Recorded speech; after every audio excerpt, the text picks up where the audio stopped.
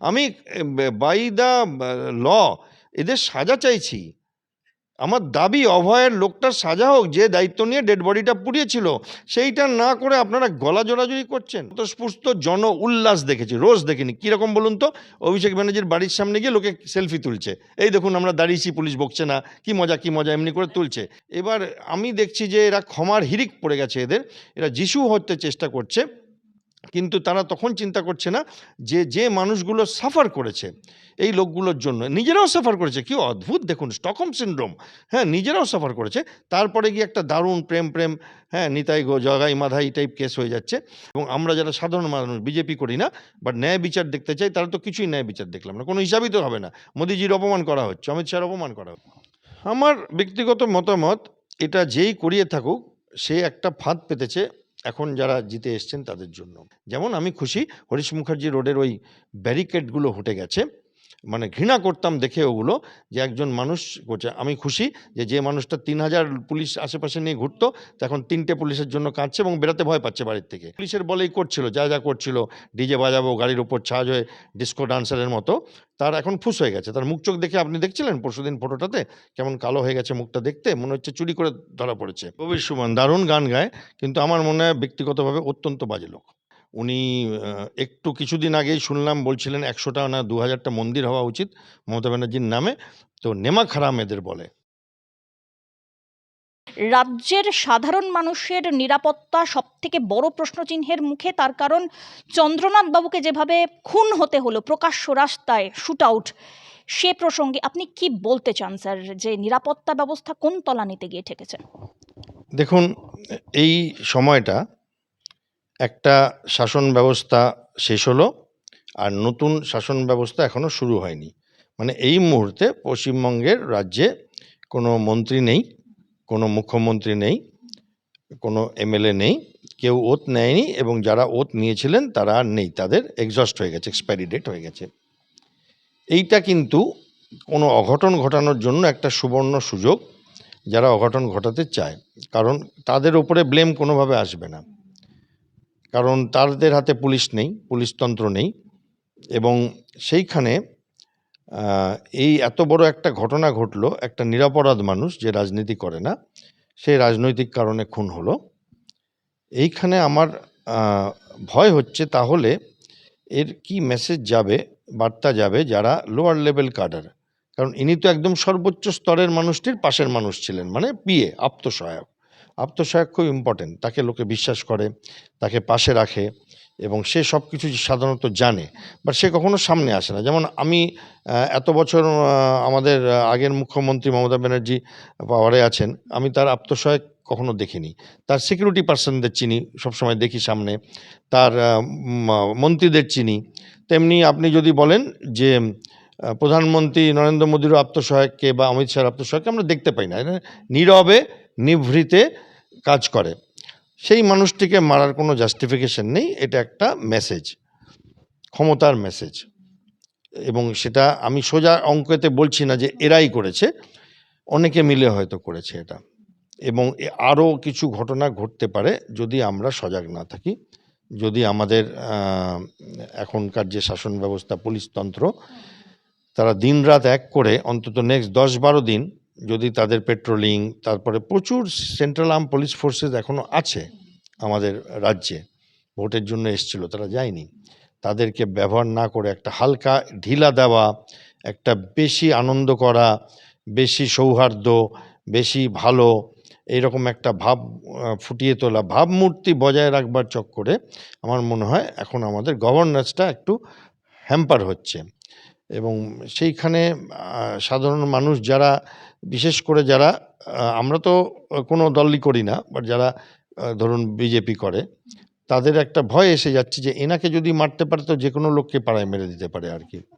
এখানে আমার মনে হয় পুলিশ এখন খুব এফিশিয়েন্ট, আমাদের পুলিশ যদি একটু ভালো রোল নেয় এবং পুলিশকে তার কাজটা করতে দেওয়া হয়, এবং যারা নেতারা ভোটে জিতেছেন যতদিন না ওথ নিচ্ছেন, যতদিন না 10-12 দিন হয়ে যাচ্ছে ওথ নেওয়ার পরে, রাস্তাঘাটে বেরিয়ে মানে ফালতু সময় নষ্ট করে ফুটেজ না খেলে ভালো হয়, তাতে ফোকাসটা ঠিক থাকবে আর কি।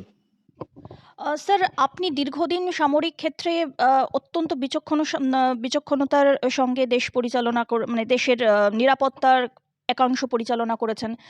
তো আপনার অভিজ্ঞতা কি বলছে? এটা কি কোনো উচ্চ পর্যায়ের একটি ষড়যন্ত্র? আমি তো সিঁদুরে মেঘ দেখছি। আমি এটা সোজা অঙ্ক না যে বিজেপির আত্মসহায়ক, বিজেপির নাম্বার 1 মানে প্রথম ২-৩ জনের মধ্যে ওনার নাম বিজেপিতে এইখানে।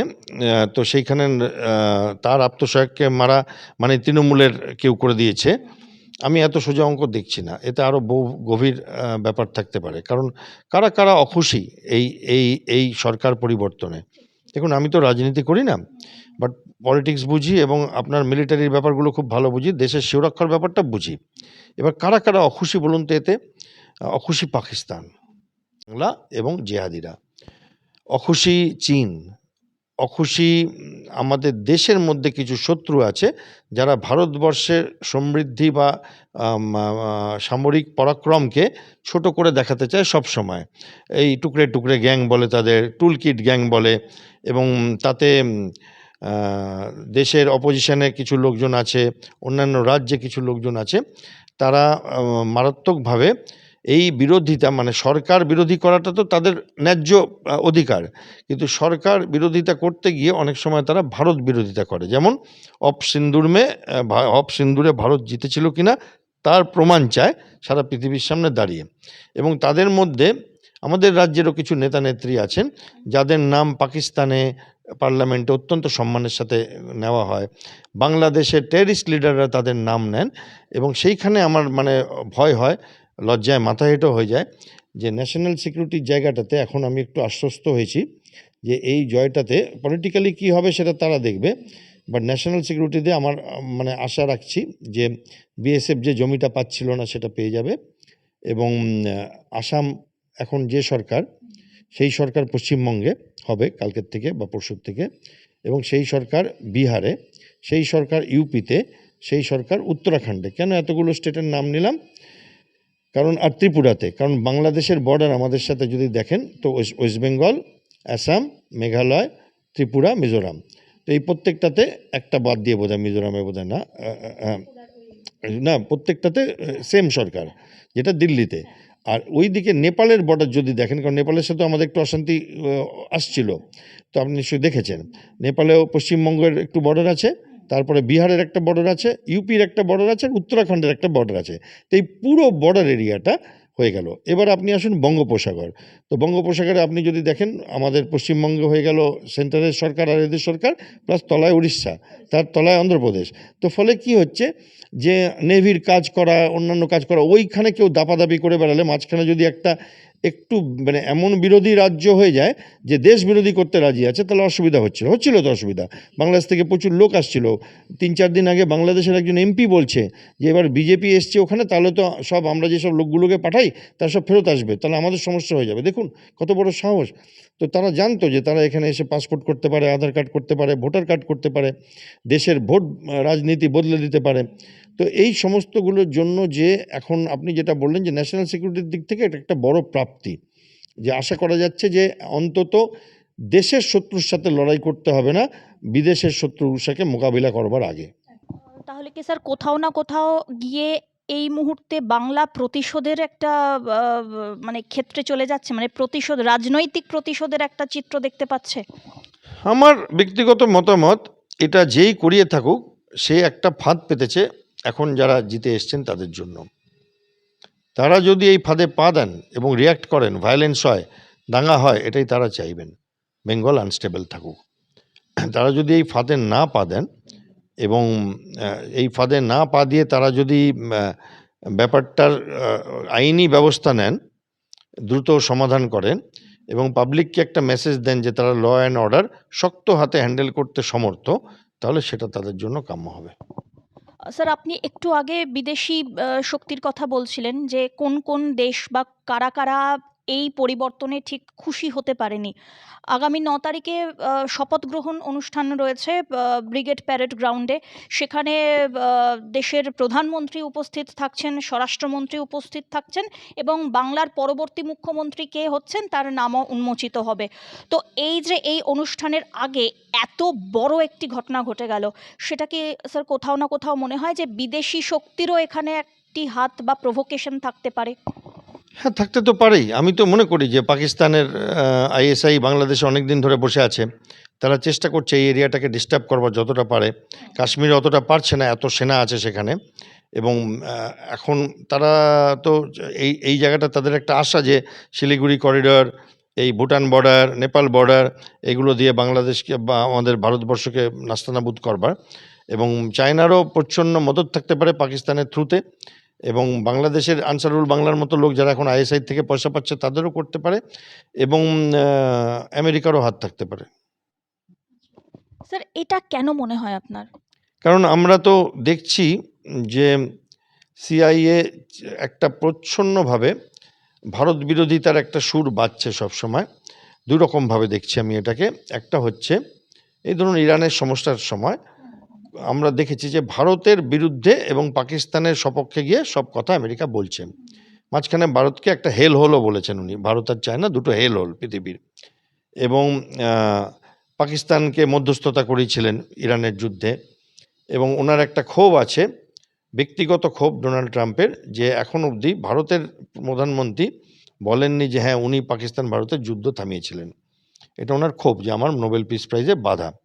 এবং দ্বিতীয় যেটা ক্ষোভ, যে ভারতবর্ষ কবজায় আসছে না আমাদের, মানে পাকিস্তান যেমন ইয়েস স্যার করে সেরকম করছে না। এবার আমেরিকা কিন্তু আজকের থেকে না, বহু বছর ধরে বহু দেশে এরা সরকার পাল্টাতে সিদ্ধহস্ত। বাংলাদেশে আপনি দেখুন, শ্রীলঙ্কায় দেখুন, অনেক জায়গায় এরা গেম খেলে। এবং আজকের থেকে না, আপনি কিউবাতে এখন চলছে এবং আগেও চলেছে, ভিয়েতনামে, হ্যাঁ, এবং এই ইরানেরও তো আমেরিকাই সরকার পাল্টেছিল দেখা যায় আর কি, হ্যাঁ, ব্যাকফায়ার হয়ে গেছে। এবার যে আমি অবাক হব না যদি তাদেরও হাত থেকে থাকে। তারা তো ডাইরেক্ট করবে না, নাম লিখে লিখে যে সিআইএ করাচ্ছে, বাট কোনো অর্গানাইজেশন ভারতে আছে। এবং ভারতে তো সত্যি অভাব নেই ভারত বিরোধিতা করবার জন্য। আমাদের সব বড় বড় মন্ত্রীরা, অপোজিশন লিডাররা প্রমাণ চায়, হ্যাঁ, যে এমন কথা বলে যে সার্জিক্যাল স্ট্রাইক হয়নি, মিথ্যা কথা বলছে ভারতের ডাইরেক্টর জেনারেল মিলিটারি অপারেশন। তো সেইখানে তো আমাদের দেশে লোকেরাই বসে আছে, তাদের খুব একটা টাকা পয়সাও দিতে হয় না, এমনি হয়তো করে দেবে, তারা আইডিয়া দিলেই করে দেবে। তো সেখানে আমার মনে হয় যে হাত থাকলেও থাকতে পারে। স্যার ধরে নিচ্ছি একটু অন্যরকম প্রশ্ন করতে ইচ্ছাই করছে আপনাকে, যে ধরে নিচ্ছি এই নতুন সরকারের নিরাপত্তা উপদেষ্টা আপনি এই পদটি যদি আপনি পান, তাহলে বর্তমানে বাংলার প্রেক্ষিতে এই ধরনের এই ঘটনা ঘটছে, তো বাংলার নিরাপত্তা আপনি কিভাবে এটাকে সিকিওর করতে চাইবেন? দেখুন, আপনি হাইপোথেটিক্যালি কোশ্চেন করছেন, হ্যাঁ, এই মানে এই এই এই কথাটার তো কোনো মানে হয় না, বাট ঠিক আছে। আপনি যদি আমায় জিজ্ঞেস করেন কিভাবে পশ্চিমবঙ্গের সিকিউরিটি করা উচিত, প্রথম কথা যে আমাদের একটা ডেমোগ্রাফিক প্রবলেম আছে, তার জন্য বর্ডারটাকে সিল করা উচিত। এবং বিএসএফের সাথে একটা আমাদের এই সরকারের সব সময় একটা সংঘাতের জায়গায় ছিল। এখন তো সেটা নেই। এখন বিএসএফ কেন্দ্রীয় বল আর কেন্দ্রীয় সরকার আর বিজেপি সরকার এখানে এক। তো এখন বিএসএফকে তাদের মতো করে কাজটা করতে দেওয়া হোক বর্ডার সিল করবার জন্য। এবং প্রতিটি থানার ওসিকে দায়িত্ব দেওয়া হোক যে তাদের এরিয়ায় কিছু ঘটলে তার দায়িত্ব, তার চাকরিটি যাবে। এখন অবধি কেন এই ভদ্রলোকের চাকরি যাননি যার এরিয়াতেই মার্ডারটা হলো? ঠিক আছে, কারো তো দায়িত্ব ছিল। তো এইটা হচ্ছে যে থানা বিট, যেটা পুলিশকে পুলিশের কাজ করতে দেওয়া উচিত, পুলিশকে পলিটিসাইজ করা উচিত না, যেটা করে গেছে লোকে, পুলিশকে পুরো পলিটিসাইজ করে ছেড়ে দিয়েছে। পুলিশকে কিছুদিন সময় দিতে হবে, তারা ওই গিয়ার থেকে এই গিয়ারে এখন আসবে। এবং যেমন মানুষের সাথে সৌহার্দ্য দরকার আছে, বাট যেখানে শক্ত হতে হবে সেখানে শক্ত হওয়ার দরকার আছে। এবং ন্যায় প্রচার করবার জন্য খালি জয় শ্রীরাম বলে লাফালে হবে না, হ্যাঁ, ন্যায় প্রচার করবার জন্য মানে ন্যায়ের শাসন আনবার জন্য একটু দৃঢ়তা দেখাতে হবে, হ্যাঁ, একটু উদাহরণ হিসাবে একজন দুজনকে সাজা দিতে হবে। উদাহরণ হিসাবে কিছু ভিজুয়াল এফেক্ট দরকার, একটা দুটো কিন্তু হয়ে হচ্ছে। যেমন আমি খুশি হরিশ মুখার্জি রোডের ওই ব্যারিকেডগুলো হটে গেছে, মানে ঘৃণা করতাম দেখে ওগুলো, যে একজন মানুষ করছে। আমি খুশি যে মানুষটা ৩,০০০ পুলিশ আশেপাশে নিয়ে ঘুরতো, তো এখন ৩টে পুলিশের জন্য কাঁদছে এবং বেরোতে ভয় পাচ্ছে বাড়ির থেকে। হ্যাঁ, কারণ সে পুলিশের বলেই করছিল যা যা করছিল, ডিজে বাজাবো, গাড়ির ওপর ছাজ হয়ে ডিস্কো ডান্সারের মতো। তার এখন ফুস হয়ে গেছে। তার মুখ চোখ দেখে আপনি দেখছিলেন পরশুদিন ফটোটাতে, কেমন কালো হয়ে গেছে মুখটা, দেখতে মনে হচ্ছে চুরি করে ধরা পড়েছে। তো এই ব্যাপারগুলো আরও বেশি করে করা উচিত, যেখানে আমি সাধারণ মানুষকে নিরাপদ রাখুন, বাট যারা শয়তান ছিল তাদেরকে তাড়াতাড়ি আইনের সাজাটা দিন, মানুষ দেখতে চাইছে। এবং সেখানে আমি কোথাও বিজেপির কেন্দ্রীয় সরকার আর বিজেপি রাজ্য সরকারের মধ্যে একটা মতভেদ দেখতে পাচ্ছি। আমাদের মোদিজি বললেন যে উনি হিসাব বরাবর করবেন, হিসাব নেবেন। আমি নিজে দেখেছি। অমিত শাহ বললেন পাতালে গেলেও খুঁজে বার করে এনে উল্টা লটকাবেন। আর এখানে বলছে আসুন আসুন আপনারা আমাদের ভালোভাবে রাখবো আপনাদের সবাইকে। কেন ক্রিমিনালদের, কেন ক্রিমিনালদের পায়ে হাত ধরে ধরে প্রণাম করছে ভোটে জেতা ইলেক্টর? কেন? আর সেটা মানুষ দেখছে। আর লুকিয়ে গিয়ে করুন আপনার যদি তার সাথে ষাট থাকে, আমাদের কেন দেখাচ্ছেন? আমাদের তো সব ভয় পাচ্ছি আমরা। স্যার আরও একটি বিষয়, সেটা হচ্ছে যদিও রাজনৈতিক পরিক্ষেত্র নয়, তবে যেহেতু এটা কানেক্টেড টু সংবিধান, তো আমি আশা করছি করতেই পারি যে রাষ্ট্রপতি শাসন হলে হোক, ভোটের ফল নিয়ে সুপ্রিম কোর্টের দ্বারস্থ হচ্ছেন প্রাক্তন মুখ্যমন্ত্রী মমতা বন্দ্যোপাধ্যায়, এবং তিনি সরাসরি জানিয়ে দিয়েছেন যে তিনি কোনো রকমভাবে, মানে তিনি হেরে যাননি, তিনি পদত্যাগ করবেন না, ইত্যাদি ইত্যাদি। তো একজন প্রাক্তন মুখ্যমন্ত্রীর এভাবে সুপ্রিম কোর্টের দ্বারস্থ হওয়া রাজ্যের জননির্বাচনের ফলাফল নিয়ে, এ বিষয় নিয়ে স্যার কি বলবেন? দেখুন, এটাতে অনেকগুলো দিক আছে। একটা হচ্ছে উনি, আমি ব্যক্তিগতভাবে মনে করি উনি একটু ব্যাড লুজার। মানে উনি হার কখনো মানতে চান না। তো খেলা উল্টে দেওয়া, খেলা ভেঙে দেওয়া, মানুষকে ভয় দেখানো, এমন কিছু বলতা ছেড়ে দেবো ১ ঘন্টার মধ্যে তোমাদের মেরে ফেলবে আমি না থাকলে। উনি তো নেই এখন ২ দিন ৩ দিন ধরে, কোনো বলতা তো আসেনি। কারণ সেই বলতাগুলো জানে যে ওপরে অনেক বড় ভীমরুল আছে, ইন্ডিয়ান আর্মি তার নাম। তো তাই জন্য তারা আসছে না। সে অনেক বলতা দেখেছে ইন্ডিয়ান আর্মি। তো এই ছোট ছোট বলটা মশামাছিকে তারা হিট করে দেবে। নাম্বার 1। নাম্বার 2 হচ্ছে কোর্ট। আমার মনে হয় কোর্টের কিছু উকিল আছে যারা খুব বড় বড় টাকা তোলে ওনার কাছ থেকে। তো সেই উকিলরা ওনাকে সাজেশন করছে যে আরেকটা কেস করে দিন, কারণ এরপরে তো ওনাদের আর খরচা হবে না। কারণ এতদিন তো দেখেছেন চাকরি নিয়ে সব নিয়ে উকিল উকিল উকিল, কোটি কোটি টাকা উকিলরা কামিয়ে গেছে। প্রতিটা কেসে হেরেছে, কিন্তু প্রতিটা কেসে কিন্তু উকিল। তো এইটাতেও হারবে উনি, কোর্টে গেলে কি হবে? সুপ্রিম কোর্ট ঢুকতে পারবে ইলেকশন কমিশনের ডিসিশনে? একটা সরকার জিতে এসছে ভোটে, সুপ্রিম কোর্ট ঢুকতে পারবে? এবং উনি মিথ্যা ছড়াচ্ছেন যে ভোটার ইভিএম মেশিন বদলি করা হয়েছে। উনি তো 40% ভোট পেয়েছেন, 41% ভোট ইভিএম মেশিন করলে তো পুরোটাই জিরো করে দিত, 2% করে দিত। তাহলে আপনি তো বলছেন কি করে এগুলো? এগুলো লোকে হাস্যাস্পদ জায়গায় আছে, বাট উনি ওই হারটা মানতে পারছেন না। আর আমার মনে হয় উনি যেটা পদত্যাগ করবেন না, আমার মনে হয় ওনার লজ্জা লাগবে যেতে ওখানে রাজভবনে গিয়ে পদত্যাগ করতে। উনি একটু লাজুক, তো সেই জন্য লজ্জা পাচ্ছেন বলে যে হেরে গেছেন। এবং অনেকবার হেরেছেন তো, না একবার না ২-৩ বার হেরেছেন। হারাটা একটা অভ্যাসের জায়গায় পৌঁছে গেছে ওনার। এবং এখন মনে হয় উনি যদি এমএলএ হন তাহলে কোনো একজনকে রিজাইন করাবেন এবং এমন একটা জায়গায় এমএলএ হবেন যেখানে সুরক্ষিত, যেমন রাহুল গান্ধী ওয়ানওয়ার্ড থেকে এমএলএ হয়েছে দিল্লির ছেলে হয়ে, এরকম এমন জায়গায় হবেন যেখানে 100% লোক ওনাকে ভোট দেবে এবং উনি আসবেন, বা হয়তো উনি রাজ্যসভায় যাবেন। বাট এনিওয়ে, ওটা উনি রিজাইন করলেন না করলেন, সংবিধানে প্রচুর স্কোপ আছে। সংবিধান যারা লিখেছেন তারা এত বোকা না, তারা জানতেন যে এরকম কিছু লোক একসময় আসবে যারা যাবে না। এই নিয়ে তো মিম বানাচ্ছে, আমরা সেই মিমগুলো একে অপরের সঙ্গে চালাচালি করছি, হ্যাঁ, যে লোকে চেয়ার গিফট করছে। তো উনি না করুন না করুন, ইট ডাজেন্ট, ওনার যে শাসনকাল শেষ হয়ে গেছে, নতুন শাসনকাল আসবে যখন নতুন মুখ্যমন্ত্রী মানে শপথ নেবেন। তাতে উনি রিজাইন না করলেন, it doesn't make a difference. Sir শেষ একটা প্রশ্ন করতেই হচ্ছে, যে শিরদাঁড়া সোজা রেখে ইন্ডিয়ান আর্মি বলা হয় যে আমাদের গোটা দেশের আর কি স্পাইনাল কর্ড, মানে স্পাইনের মতন তারা শিরদাঁড়া সোজা রেখে শত্রুপক্ষের চোখে চোখ রেখে তারা ফাইট করে আসে। তো এমন বহু মানুষ রয়েছেন বর্তমানে যারা একদিন আগেও দেখা যাচ্ছিল যে তাবেদারি করছেন, তাদেরকে সোকল্ড কোট অ্যান্ড কোট চটি চাটা বলে আর কি তাদেরকে উল্লেখ করা হতো। হঠাৎ করে তাদের এই পরিবর্তন, তারা বুদ্ধিজীবী হন কিংবা সমাজের বহু উচ্চস্তরের এমন মানুষ, আমি নাম যদি আপনি বলেন তাহলে নিতেই পারি। কবির, একদম একদম, কবির সুমন, তিনি একটি মন্তব্য করেছেন যে তাকে নাকি হাতে পায়ে ধরে প্রার্থী করা হয়েছিল, তিনি তৃণমূলপন্থী নন। একদম, হ্যাঁ হ্যাঁ। কবির সুমন দারুণ গান গায়, কিন্তু আমার মনে হয় ব্যক্তিগতভাবে অত্যন্ত বাজে লোক, অত্যন্ত বাজে লোক। এবং মানে ওনার বয়স আন্দাজে ওনার যৌবন এখনো যায়নি। এবং উনি একটু কিছুদিন আগেই শুনলাম বলছিলেন 100টা না 2000টা মন্দির হওয়া উচিত মমতা ব্যানার্জির নামে। তো নেমা খারাম এদের বলে, হ্যাঁ। এবং এরা ধবিকা কুত্তা, না ঘরকা না ঘাটকা। এবং শিল্পী খুব ভালো, বাট ক্ষমতার জন্য, কলাটা মূলোটার জন্য উনি যা ইচ্ছে করতে পারেন, বিজেপির পা চাটতে পারেন উনি। আরও একটি দৃশ্য আমরা দেখতে পেলাম যে হ্যাঁ অবশ্যই, না না না, হ্যাঁ তো নামেই আসছি আর কি। রুদ্রনীল ঘোষ, তিনি শিবপুর বিধানসভা কেন্দ্র থেকে জয়ী হওয়ার পর হঠাৎ করে টালিগঞ্জে তার নামে যে অঘোষিত একটি ব্যান শব্দ লেখা হয়েছিল, তিনি দীর্ঘদিন পরে টালিগঞ্জের ওই স্টুডিওতে পা রেখে রীতিমতো ভেঙে পড়েছেন। এবং দেখা যাচ্ছে যে কোথায় পরমব্রত চট্টোপাধ্যায়, তিনি পোস্ট করেছেন, দেব পোস্ট করেছেন। এবং দেখা যাচ্ছে যে রুদ্রনীল ঘোষের আশেপাশে হাসি হাসি মুখে সৃজিত মুখোপাধ্যায় থেকে অনেক এমন ব্যক্তিরা রয়েছেন যারা মমতা বন্দ্যোপাধ্যায়ের সেই মঞ্চ, সেই মহানায়ক সম্মানের মঞ্চ আলোকিত করে বসে থাকতেন, তারা আজকে গিয়ে রুদ্রনীলের সঙ্গে ছবি তুলছেন। কি বলবেন স্যার? আমি এটা দেখেছি, আজকে একটি চ্যানেলে আমি রুদ্রনীলের নামও নিয়েছি। রুদ্রনীলের সাথে একটু অল্প পরিচয় আছে, হালকা 2-1টা প্রোগ্রাম ওনার সাথে করেছি, যুক্তিতর্ক, এই মিডিয়া, কখনো কোনো ফাংশানে দেখা হয়েছে। অত্যন্ত ভালো অভিনেতা, কোনো সন্দেহ নেই। কিন্তু কোথাও ওনার একটা বদান্যতার হিড়িক পড়েছে জীবনে। কারণ আমার মনে হয় উনি বলতেন টিভিতে যে ওনাকে নাকি কাজ দেওয়া হচ্ছে না।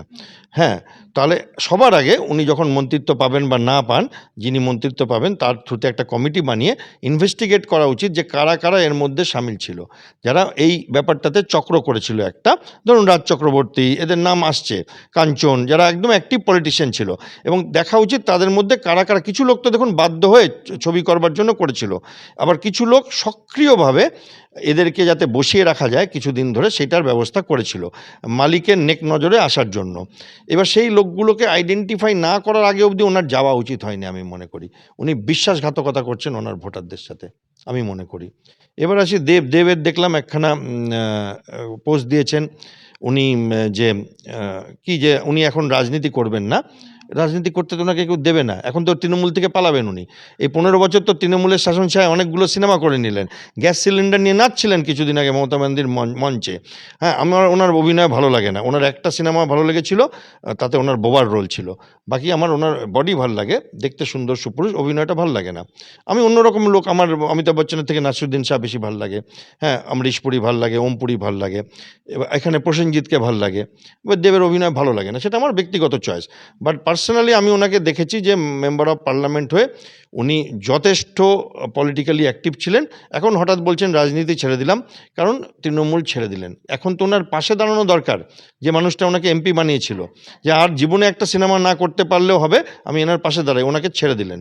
এই লোকগুলোকে আইডেন্টিফাই করা উচিত। এবং এদেরকে যতক্ষণ না ওই কমিটির রিপোর্ট হোক ততক্ষণ অবধি এদের বসিয়ে রাখা উচিত। তিনি পরমব্রত চট্টোপাধ্যায়, দেখুন ইনি তো মার্কা মারা সুবিধাবাদী লোক আর কি, আমি এনার নিয়ে কিছু বলতে পারি না। অভিনয় ভালো করেন, বাট ইনি তো ব্র্যান্ডেড, এটা তো ব্র্যান্ডেড। কিছু লোক আছে যারা ব্র্যান্ডেড, কিছু ডাইরেক্টর আছে আপনি জানেন ব্র্যান্ডেড আর কি। আর বাকিরা বাধ্য হয়ে কিছু লোক করেছে যে আমরা যদি না যাই তাহলে আর কি করা যাবে। কিছু কবি, কিছু সাহিত্যিক আছে ব্র্যান্ডেড। এবার আমি দেখছি যে এরা ক্ষমার হিড়িক পড়ে গেছে এদের, এরা যিশু হতে চেষ্টা করছে, কিন্তু তারা তখন চিন্তা করছে না যে মানুষগুলো সাফার করেছে এই লোকগুলোর জন্য, নিজেরাও সাফার করেছে। কি অদ্ভুত দেখুন, স্টকহোম সিনড্রোম।